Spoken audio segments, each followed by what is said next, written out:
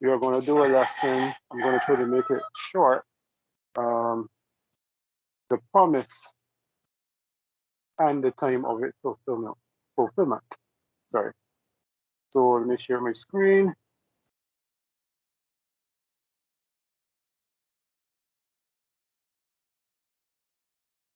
So can you guys see the screen in its entirety? Not yet, brother. We can't see the screen, brother. You can't? Oh dear. I don't want that. I think it comes now. You see it now? Yes. Yeah, and it's good? Good. Very good. Okay. So Uh, this Revelation. Go ahead. I thought someone was saying something. So this is Revelation chapter 3. I'm starting at verse 20. And it reads, Behold, I stand at the door and knock. If any man hear my voice and open the door, I will come in to him and will sup with him and he with me. Verse 21. To him that overcometh will I grant to sit with me in my throne, even as I also overcame and am sat down with the Father in his throne. He that have an ear, let him hear what the Spirit saith to the churches. So we see here in verse 21, he make a promise here to him that overcometh, will I grant to sit with me in my throne, even as I also overcame. And this is Christ speaking. He overcame and I'm sat down with the Father in his throne. So he's telling you, if we overcome, just as he overcome, we will sit with him on his throne. This is Christ. This is the millennium reign he's speaking about. Just as he overcame and is sitting with the Father on his throne. So this is a promise there Christ made to us. So we're going to pick this up in Luke chapter 1, and from verse 26 and 27. I'm going to do some skipping so we can make it a bit short. So Luke chapter 1, verse 26 and 27. It reads, In the 6th month, the angel Gabriel was sent from Yahweh unto the city of Galilee named Nazareth, to a virgin espoused to a man whose name was Joseph, of the house of David, and the virgin's name was Mary. So I'll go down to verse 30, so that's where I really want. So verse 30, and the angel said unto her, Fear not, Mary, for thou hast found favor with Yahweh, and behold, thou shalt conceive in thy womb, and bring forth a son, and shall call his name Jesus. He shall be great, and shall be called the Son of the Highest. And Yahweh shall give unto him the throne of his father David, and he shall reign over the house of Jacob forever, and of his kingdom there shall be no end. So we see the angel here is relating this to Mary about this this seed that she is pregnant with, this Christ, this as it says here, Jesus, or Yeshua, or whatever you call him.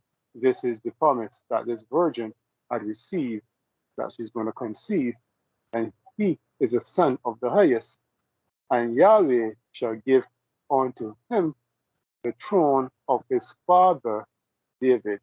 And we could also pick another lesson from this, the part that says his father David, because I don't think most people realize, as we know, there's a big argument even amongst those Hebrew Israelites that Joseph was actually the father of Jesus.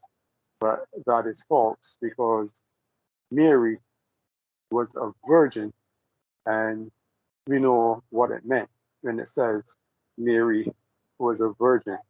And throughout the scriptures, and I'm going to do a lesson on this,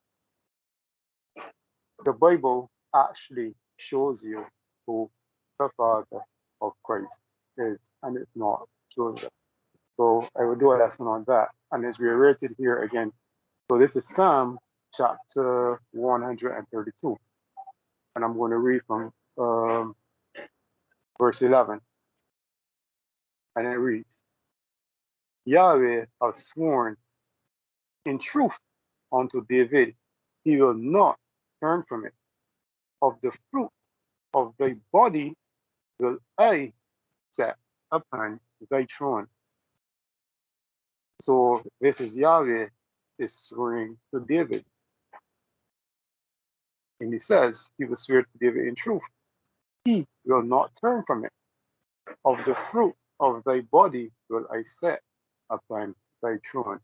So again, this is a promise he's making to David. And yet we see again the fruit of thy body. So I'm just dropping little hints here. The fruit of thy body, your grandson or your great grandson. On another place it said the fruit of thy loins. So your grandson does not come from your loins. Just put a note there. But again, I will do that lesson another time. So we're going into Acts chapter 2. We're going to read from 22 to 25 and then 29 and 30.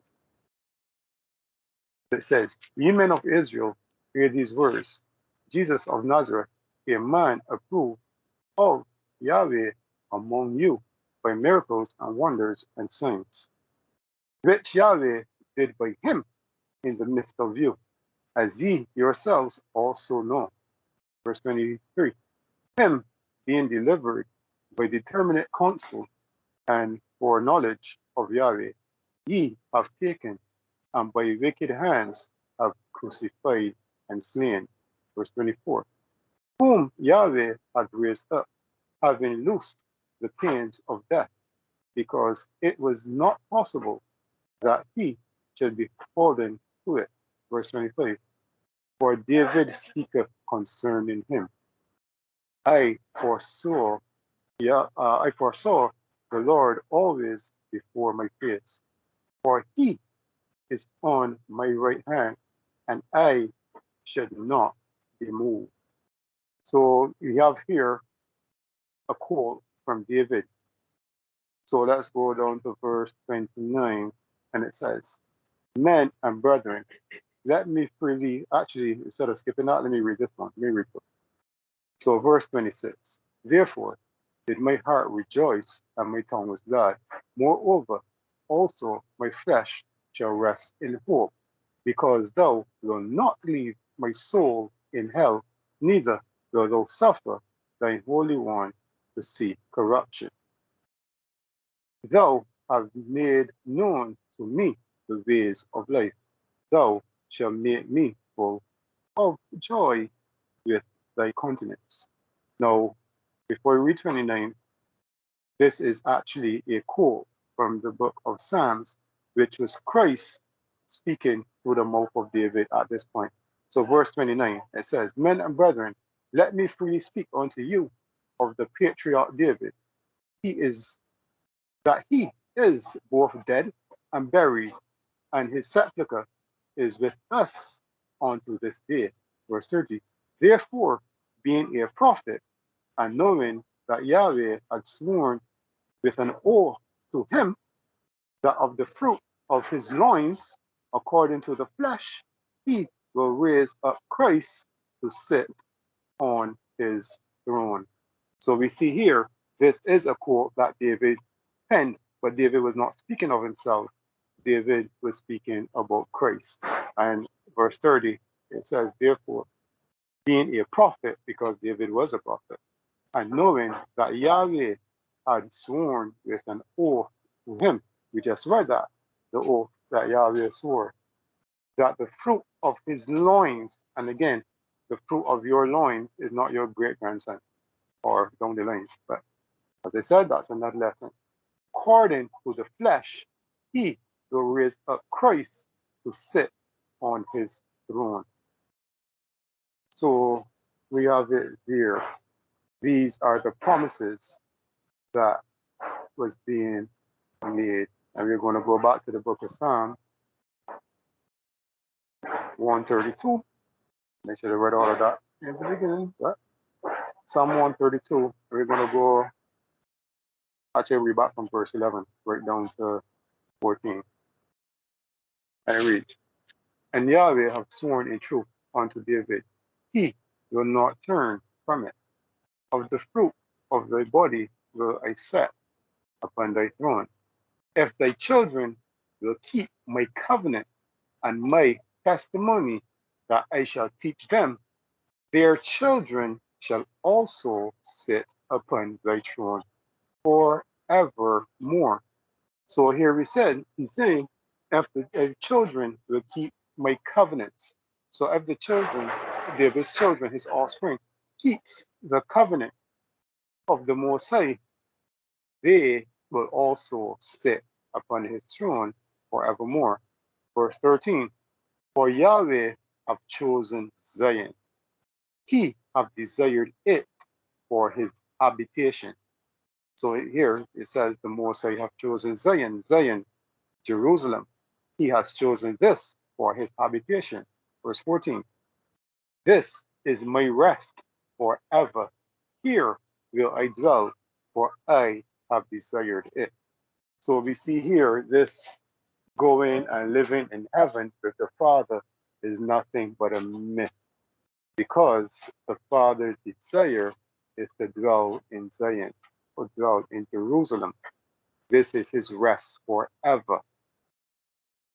So when we hear these myths about being taken up to where the Father is, to his kingdom, when in Revelation we see the Father's kingdom is coming down to us, then we could understand Psalm 132. So we're going to go now to Revelation chapter 20, start at verse 1 and 2, and it reads, and I saw an angel come down from heaven, having the key of the bottomless pit, and a great chain in his hand. And he laid hold on the dragon, that old serpent, which is called the devil, and Satan, and bound him 1,000 years, and cast him into the bottomless pit, and shut him up, and set a seal upon him, that he should deceive the nations no more, till the 1,000 years should be fulfilled. And after that, he may be loosed a little season. Verse 4. And I saw thrones, and they sat upon them, and judgment was given unto them. And I saw the souls of them that were beheaded for the witness of Christ, and for the word of Yahweh, and which had not worshipped the beast, neither his image, neither had received his mark upon their forehead or in their right hand. And they lived and reigned with Christ 1,000 years. So let me pause there for a minute. So it says, and they saw thrones, and they that sit upon them. Now we just read in Psalm 132, who is sitting on the throne. The throne is handed to Christ, but as he promised David, if your children shall keep his covenant, they will also be sitting upon his throne. So to verse 5. But the rest of the dead live not again until the 1,000 years were finished. This is the first resurrection. Blessed and holy is he that have part in the first resurrection. On such the second death have no power, but they shall be priests of Yahweh and of Christ, and shall reign with him 1,000 years. So we see here there is something called a first resurrection. And those who believe, those who kept the covenant, these are the ones that are going to be resurrected in this first resurrection. And these are the ones who are going to sit upon the throne with Christ, passing judgment. So most people don't realize they are actually two resurrections. This first resurrection and the second resurrection, where those who are resurrected in the second resurrection will stand judgment. And the first one, the ones who made the first resurrection, they will not actually stand in judgment. They will be sitting and ruling upon Christ's throne with them. So we go back to the book of Psalm.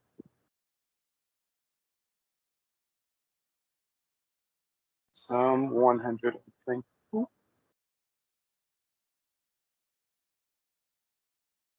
We're going to read from 1 to 5. And it says, I was glad when they said unto me, let us go into the house of Yahweh. Our feet shall stand within thy gates, O Jerusalem. Jerusalem is built as a nation that is compact together. Whether the tribes go up, the tribes of Yahweh, unto the testimony of Israel, to give thanks unto the name of Yahweh. Verse 5.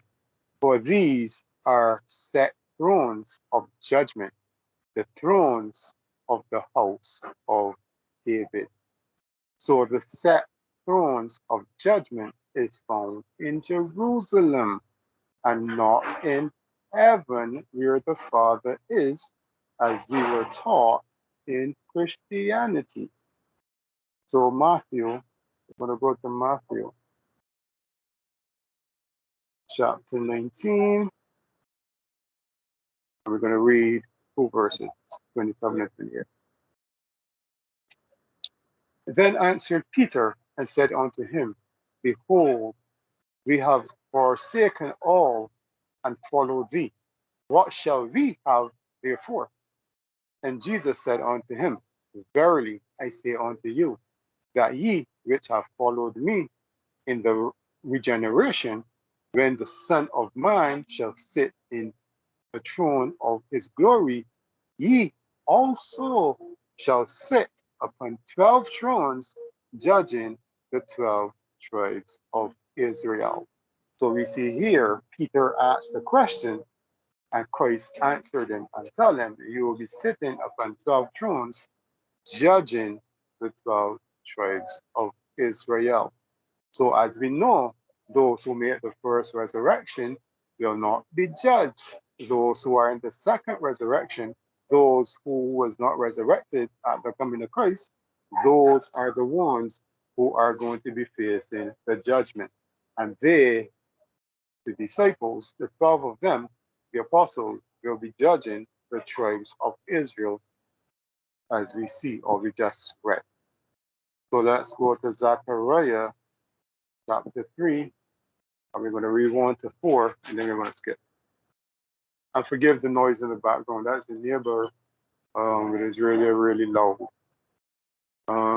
So Zechariah chapter 3, starting at verse 1, and it reads, and he showed me Joshua, the high priest, standing before the angel of Yahweh, and Satan standing at his hand to resist him.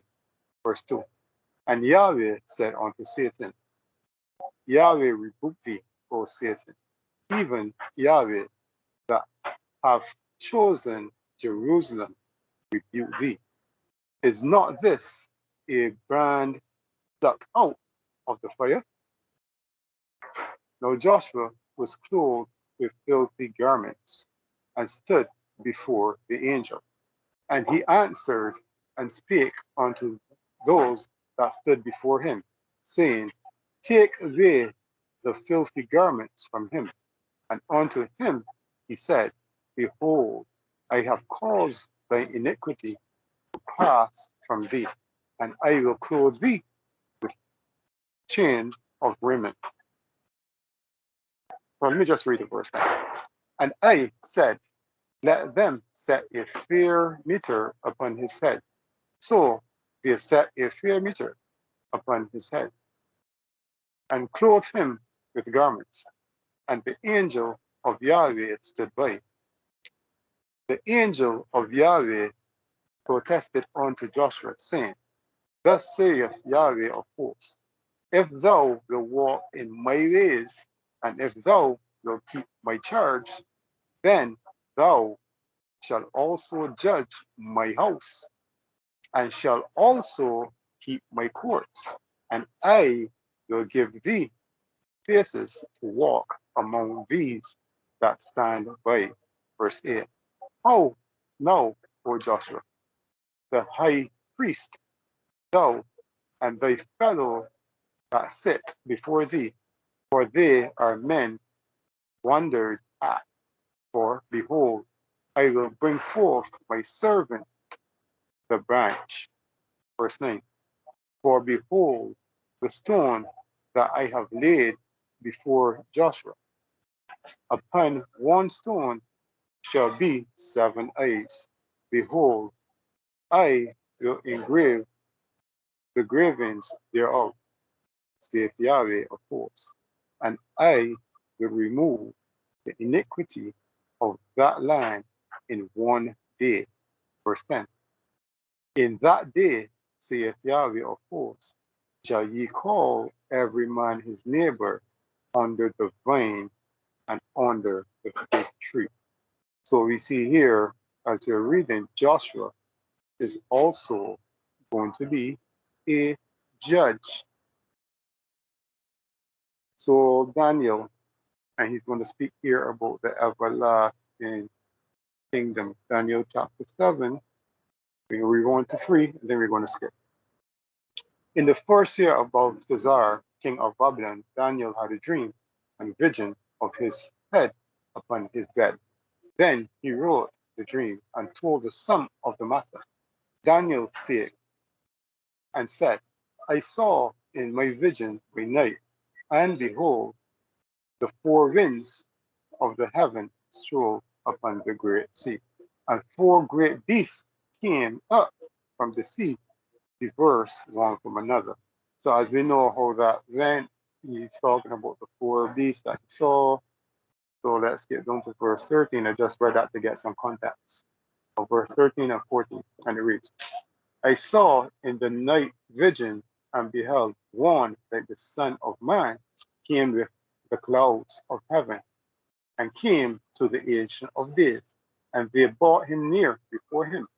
Verse 14, and there was given him dominion and glory and a kingdom that all people, nations, and languages shall serve him. His dominion is an everlasting dominion which shall not pass away, and his kingdom that which shall not be destroyed. So we see Daniel is prophesying of the same thing that we read of earlier when the angel went to Mary. So we'll get this back up in Luke again. Luke chapter 22.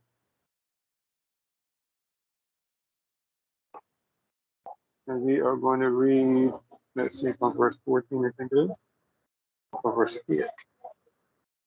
Let me see, 1 second. Let's go to verse 14.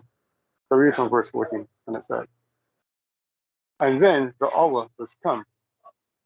He sat down, and the 12 apostles with him. And he said unto them, with desire, I have desired to eat this Passover with you before I suffer. For I say unto you, I will not any more eat therefore until it be fulfilled in the kingdom of Yahweh. So we see here, Christ is telling them he wanted to eat the Passover with them, but it will not happen again until in Yahweh's kingdom. So verse 28, we're going to read the verse 8. Ye are they which have continued with me in my temptations. Sorry. Verse 29. And I appointed unto you a kingdom as my Father have appointed unto me, that ye may eat and drink at my table, in my kingdom, and sit on thrones judging the 12 tribes of Israel. So we see here it is repeated in Luke that the disciples are going to be judging the 12 tribes of Israel. But as we pointed out earlier, those who make the first resurrection, they will not be sitting in judgment. So let's go and see Paul now and what he says. This is 1 Corinthians chapter 6. We're going to read from verse 1 to 3. And it reads, "Dear, any of you having a matter against another, go to law before the unjust." We read that over. "Dear, any of you having a matter against another, go to the law before the unjust, and not before the saints." So Paul is asking a question. If your brother and you have an issue, how then do you go to the law before you go to the saints? And he doesn't mean the law as in the Mosaic law. He means the law like we are called to do the courts or the police. So verse 2, "Do ye not know that the saints shall judge the world? And if the world shall be judged by you, are ye not worthy to judge the smallest matter? Know ye not that we shall judge angels? How much more things that pertain to this life?" So Paul is here telling you, we, the saints, are going to judge the nations. Also are going to be judging angels. So judgment is committed to those who sit upon the throne with Christ. So let's go a bit further. Let's say back into the book of Psalm 149. And we're going to read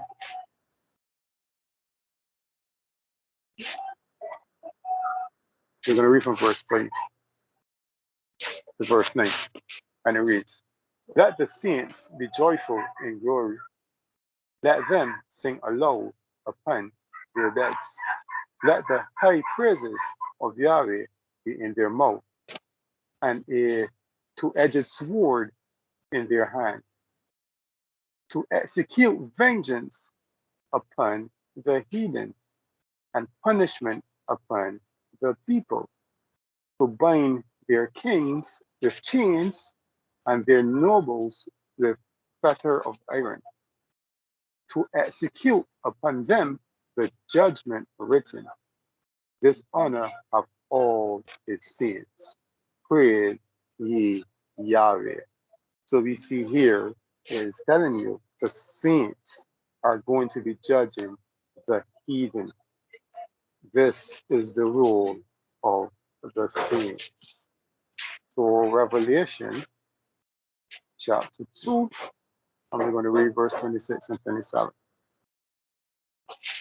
And it reads, "And he that overcometh and keepeth my works unto the end, to him I will give power over the nations, and he shall rule them with a rod of iron. As the vessel of the potter shall they be broken to shiver, even as I receive of my Father." So everything we have read thus far shows you the promise that was made that Christ will sit upon the throne of David, and the saints, or those who believe, will also sit upon the same throne, and these will be judging the nations. So we are at Revelation now, chapter 5.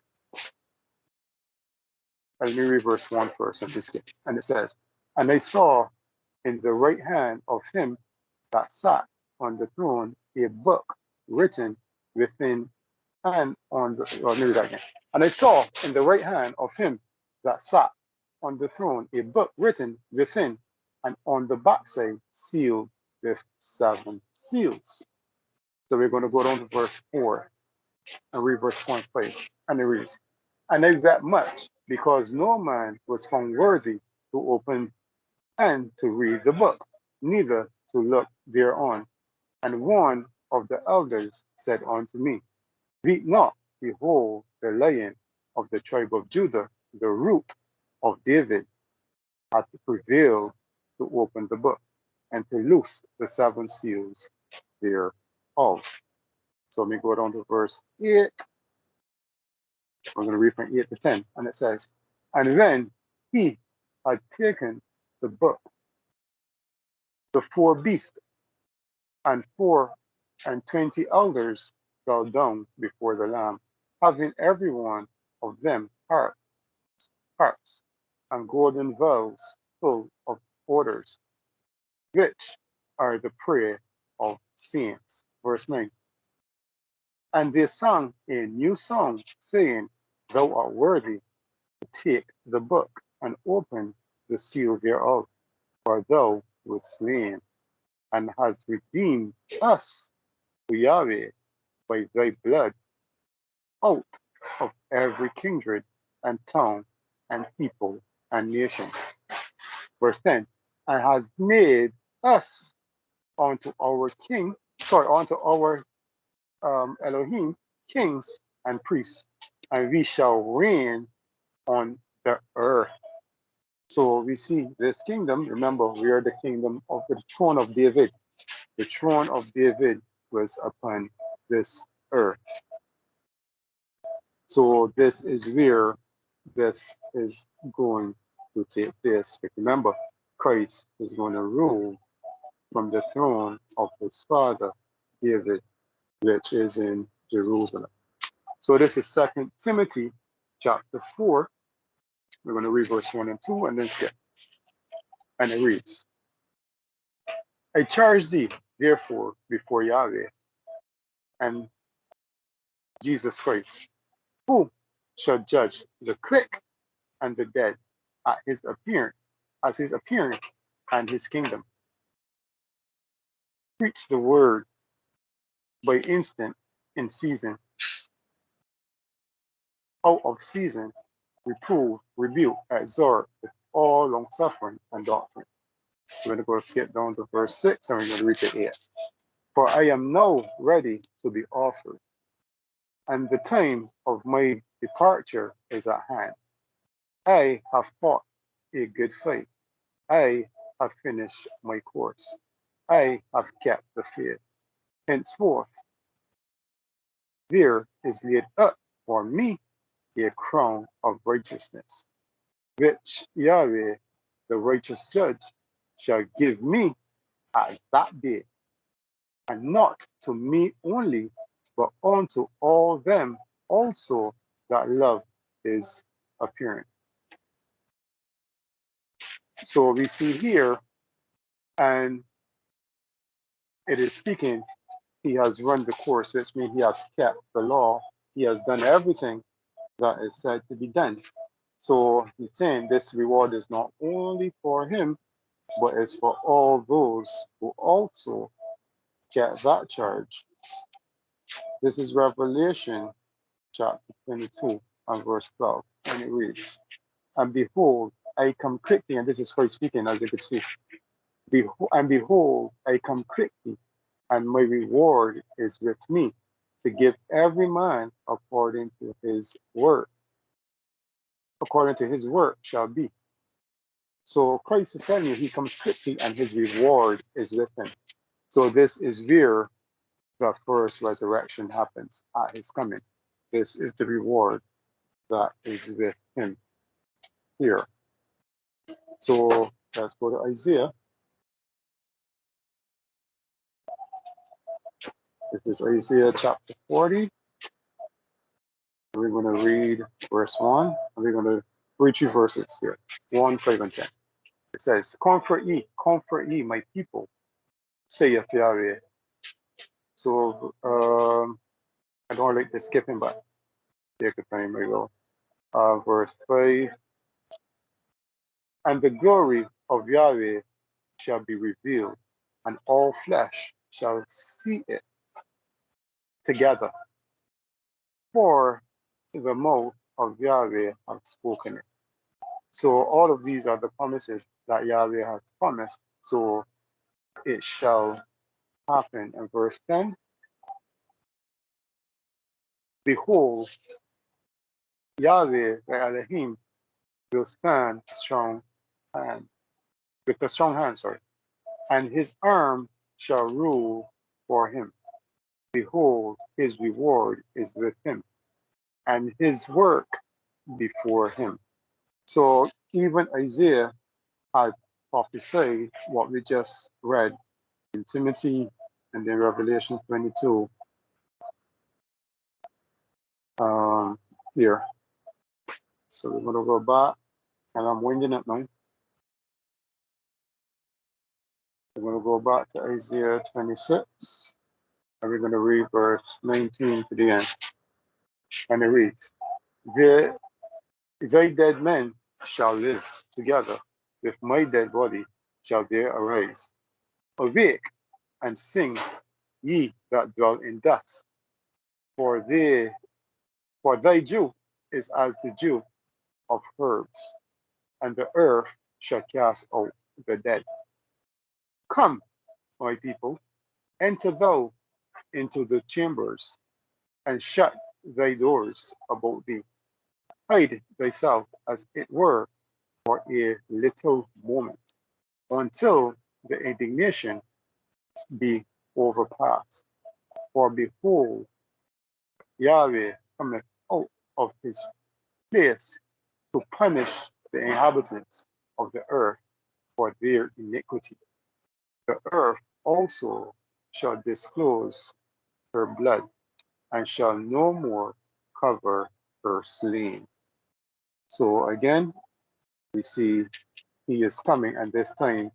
So the time that we're saying here of these promises that was made, these promises of Christ sitting on his father's David throne, the saints also sitting up on the throne and judging the nations. This time, as we see here, is when he comes and he brings his reward with him. So let's go back to 1 Corinthians chapter 15. And we're going to read verse 21. And it reads, For since by man came death, by man came also the resurrection of the dead. For as in Adam all died, even so in Christ shall all be made alive. But every man in his own order, Christ the first fruit. Afterwards, they that are Christ at his coming. So you see, Paul is telling you Christ the first fruit, because you know Christ was the first fruit from the dead to the Father. So after Christ, then those are us at Christ's coming. So verse 24, then cometh the end. Then he shall have delivered up the kingdom to Yahweh, even the Father, when he shall have put down all rule and all authority and all power.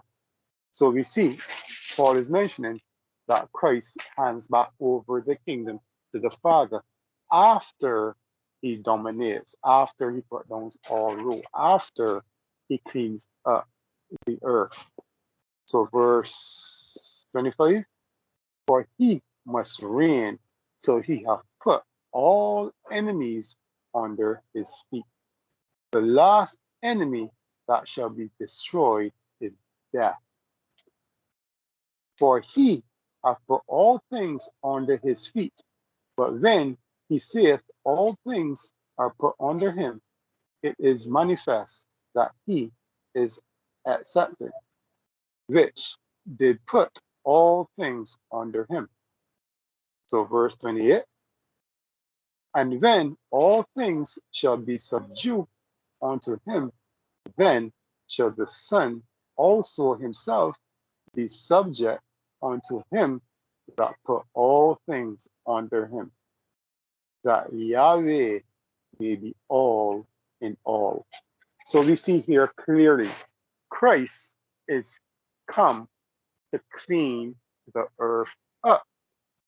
And when he completes this mission, then he hands everything back over to the Father, which all things doth belong to the Father. So let's go to Matthew.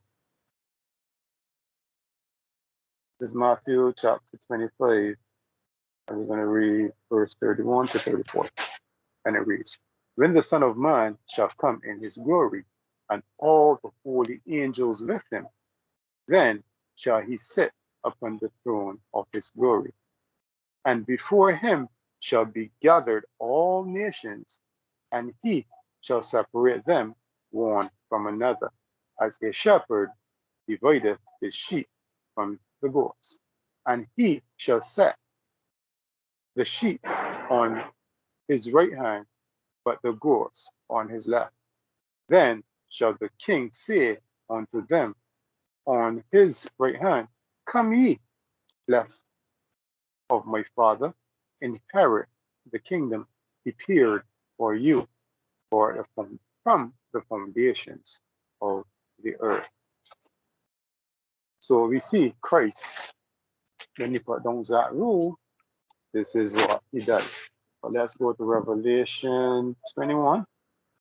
So when the Father comes, when we read Revelation 21 from 1 to 4. And it reads, and I saw a new heaven and a new earth, for the first heaven and the first earth were passed away, and there was no more sea. And I, John, saw the holy city, New Jerusalem, coming down from Yahweh of heaven, appeared as a bride adorned for her husband. So we pause there for a second. So John saw New Jerusalem coming down from Yahweh. So where was John when he saw this? That's a point to those that believe they are going where the Father is. But we see clearly the Father is actually coming. So verse 3 will prove it even further. And I heard a voice of heaven saying, behold, the tabernacle of Yahweh is with man, and he, meaning Yahweh, will dwell with them, and they shall be his people, and Yahweh himself shall be with them and be their Elohim. So we read in Psalm 132 earlier that Yahweh desires to dwell in Zion. This is his resting place. This is where he would inhabit. Here we have Revelation 21 telling you he is coming to dwell with man. So verse 4, and Yahweh shall wipe away all tears from their eyes, and there shall be no more death, neither sorrow, nor crying, neither shall there be any more pain, for the former things are passed away. So we have it clear here. The promise that was set from Yahweh onto David, onto the saints, and we have the time it is going to happen. We're going to go to the book of John, chapter 14. We're going to read the first 3 verses. And it reads, let not your heart be troubled. Ye believe in Yahweh, believe also in me. In my Father's house there are many mansions. If it were not so, I would have told you, I go to prepare a place for you. And if I go to prepare a place for you, I will come again. No, I will come again and receive you unto myself, that where I am, there ye may be also. So Christ is speaking here, and he's telling you he went to prepare a place. This is that kingdom that comes down with the Father, not that we are going to this place where he prepared. So let me just read one more, and this is 1 Thessalonians chapter 4. We're going to pick up about verse 13. Yeah, we pick up verse 13. And it reads, but I would not have you ignorant. But I will not have you to be ignorant, brethren, concerning them which are asleep, that ye sorrow not, even as others which have no hope. For if we believe that Jesus died and rose again, even so, then also which sleep in Jesus will Yahweh bring with him. For this we say unto you by the word of Yahweh, that we which are alive and remain unto the coming of Christ shall not prevent them which are asleep. For Christ himself shall descend from heaven with a shout, and with the voice of the archangel, and with the trump of Yahweh, and the dead in Christ shall rise first. Then we which are alive and remain shall be caught up together with them in the clouds to meet Christ in the air, and so shall we ever be with Christ. Wherefore, comfort one another with these words. So we see earlier Christ had said, when he acquires the saints, they will be with him forever. These are the ones who sits upon the throne of David along with Christ. And then I saw that was the last one, but let me go to this one. This one just came to mind. This is Matthew 6. Right, I'm going to read from verse 37. This is Matthew 6, verse 37. Because we just read that the dead in Christ shall rise first. So, Matthew 6, verse 37. All that the Father giveth me shall come to me, and him that cometh to me I will in no ways cast out. Verse 38. For I came down from heaven not to do mine own will, but the will of him that sent me. 39. And this is the Father's will which have sent me, that of all which he hath given me, I shall lose nothing, but should raise it up again at the last day. Verse 40. And this is the will of him that sent me, that everyone which seeth the Son and believes on him may have everlasting life, and I will raise him up at the last day. So Christ is telling you that he will raise the dead at the last day, which is his coming. So, and this last day, let me just explain this last day a bit. This last day at his coming, we could look at the Daniel chapter 2, the statue in Nebuchadnezzar. That rock that is cut out with no hands, that basically flatten the statue, which represents Christ comes with all power and all domain to rule over the earth and cut these kingdoms that are ruling the earth. This is the end of their rule. So when he says the last day, he simply means the last day of the world as we know it, because a new system is going to be implemented with Christ's rule. He is coming to rule with the rod of iron. So he now is going to rule the earth with the laws, statutes, and commandments, and he definitely will be the ruler of the earth completely at that time. So this is what is meant by the last day. It is the last day of this system that we are currently under and understand and believe in.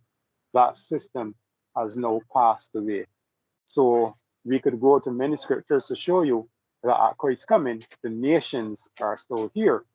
It is going to be, yes, Christ is coming to execute judgment, and there will be a lot of people slain, but this does not happen all at once. Remember, this is a 1,000-year rule. So it is happening over a period of time. So all praise to the Most High. And any questions, feel free to ask. Yes, sir. I think you just answered it at the end. You were saying that during the 1,000-year rule, then that Yeshua would then be putting the other kingdoms down under his feet. And after the 1,000-year rule, are you saying then that would be where we would have the everlasting kingdom that would be unearthed, but all with those that are called, those that have been chosen at that point? Is that? All scripture shows us it. Most people tell you after the 1,000-year reign is when Father Kingdom come. But there's a little time frame between there most people miss. Because it says after the 1,000-year reign, Satan must be loosed for a little while. So there's a period of time there that most people miss because Satan is bound for the 1,000 years complete, and then he must be loosed for a little while to go and deceive the nations. And as we know from scripture, then he will go to the nations and they will come to Jerusalem to fight. And then the Most High himself, fire will come from the sky and kill them all. And then Satan will be thrown into the lake of fire. And at this period of time also is where I could see the white throne judgment coming, because when the Father comes, as we read earlier, when it is handed back over to the Father, he has completed everything. He has complete dominance, and sin is removed because the Father will not dwell where sin is. He is holy. So where sin is, the Father himself will not dwell. So when we see his kingdom coming in Revelation 21, is because all is accomplished and Christ is now handing back over everything over to the Father. So there's this period of time that no one talks about after the 1,000-year reign, when Satan must be loose for a little while to go to deceive the nations. That's thank you for that clarity, because that has been something that I've always, I could see a little bit of it, but you brought it so clear today through scriptures and everything. I really thank you so much for that. All praise to the Most High, sister. Right. All praise. Okay. Any other questions?